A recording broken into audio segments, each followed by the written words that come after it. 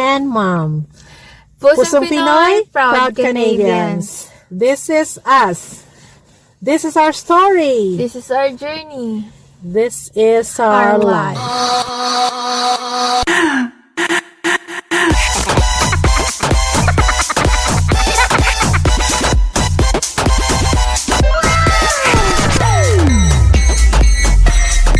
Harvest time ulit.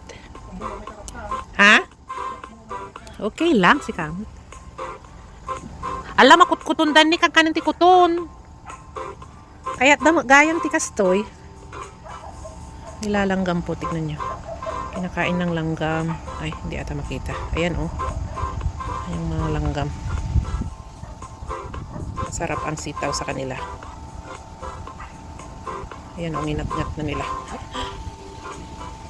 Meron pa dito sa baba.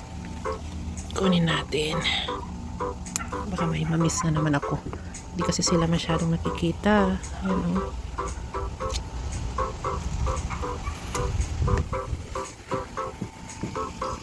Nakailang harvest na po kami dito. Kina SB Farm. Madami pa rin. Hobias! Hindi po tumitigil si Hobias.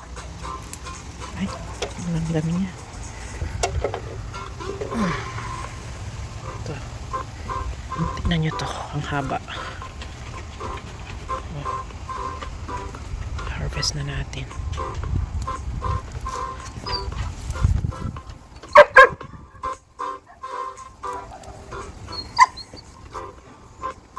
Marami pa po ito.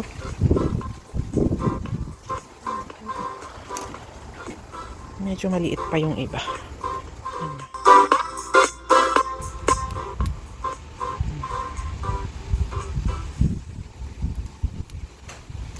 Lalaki pa tong mga to. Iwanan ko muna yung mga cute. Ayan. Itong isa. Pwede na. Ayan, dami. Ito tayo sa kabila.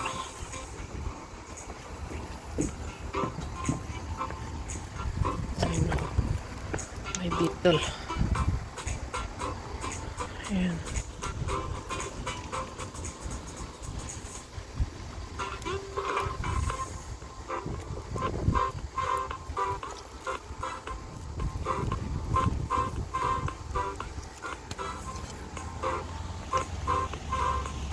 Meron pa dito.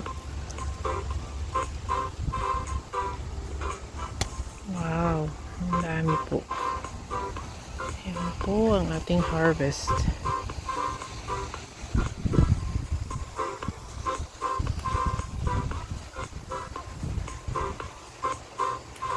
Kita natin yung backyard ni SB Farm.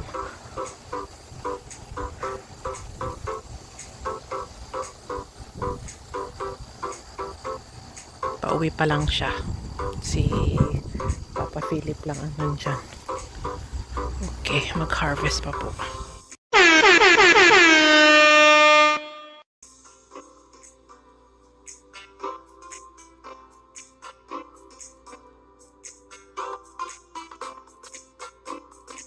Na-overripe na po tong mga mga grapes. Ang dami.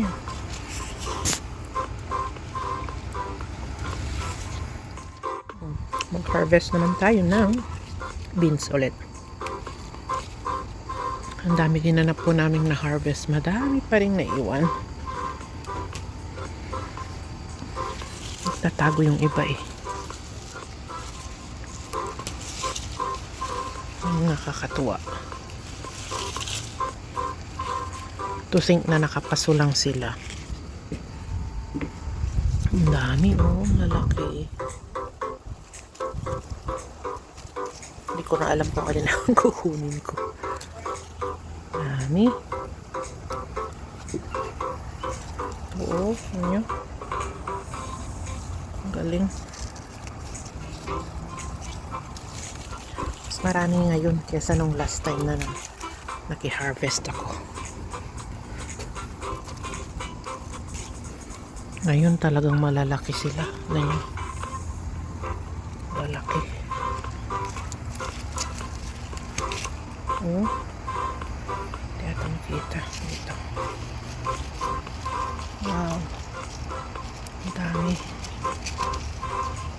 Thank you, beans.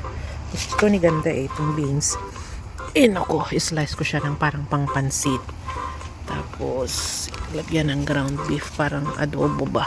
Pero gusto niyo maanghang. Ang dami.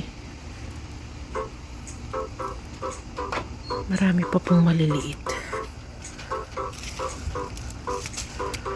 Maswerte lang po ako kasi may mga kaibigan akong napagbigay. Yung yung mama po ni Nathan, yung boyfriend ni Ganda. Doon din kami nakiki-harvest. So, dalawa ang hina-harvestan namin. Wala kaming garden pero may fresh vegetables all the time. Lucky us. Mababait po ang mga kaibigan namin.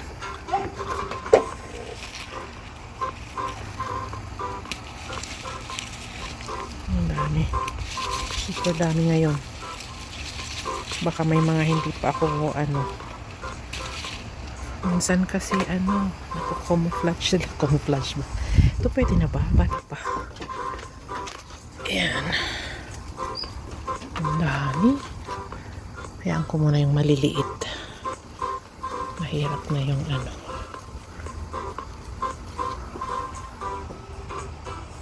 Okay. So far ang ating harvest. Yes, tuya ko nagado na alak. Jai. Antay ngay.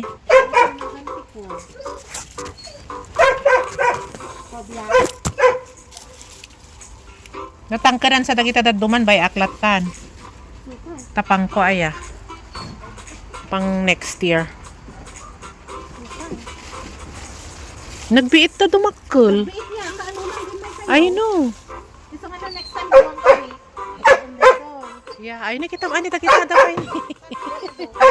Andiyan na po si SB po. Galing kami sa trabaho. Ngayon, harvest time.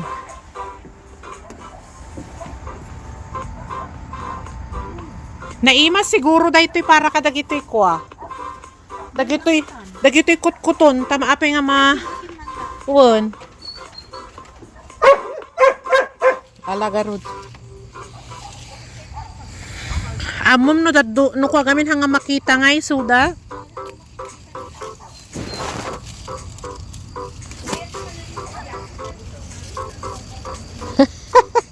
Pero may arti taul na.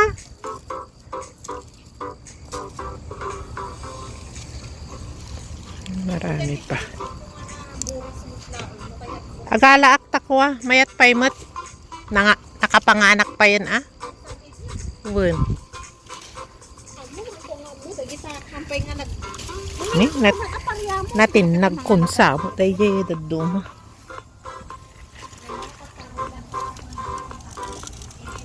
Oh, iso. Oh.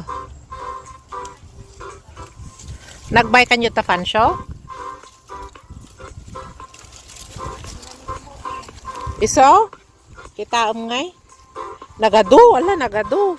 Mabalin sapay pagpansit dagiti daduman, nagado.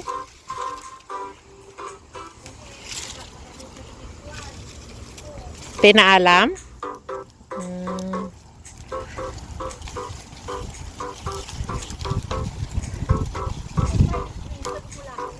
Yeah. Ni nagado. Nagado niya. I know. Mumayat na tiga Philippines is part of the Philippines.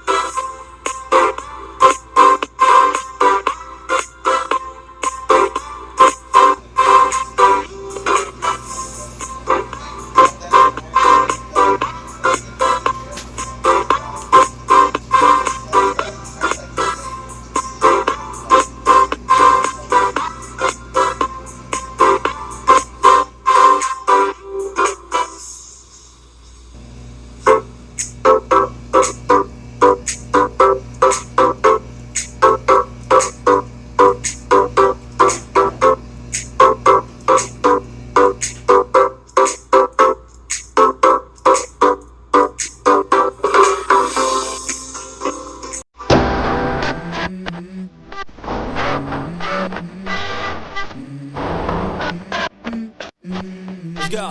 I wake up to a little bit of drool on my pillow, feel like it's gonna be a bad day. Yeah, I'm tired of shit, the coffee ain't hit, yeah, damn, ain't that great. I don't wanna go to work, cause my boss is a jerk, and I'm not in that day. I need a change in my life, cause I don't feel alive, and there's nothing that makes me happy.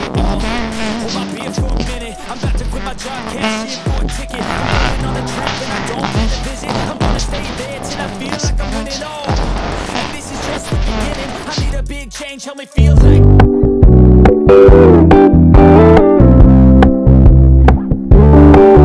Gotta keep it low key, keep it softly spoken, with no strings tying you to me. I'm happy in your company with no emotion, cause my love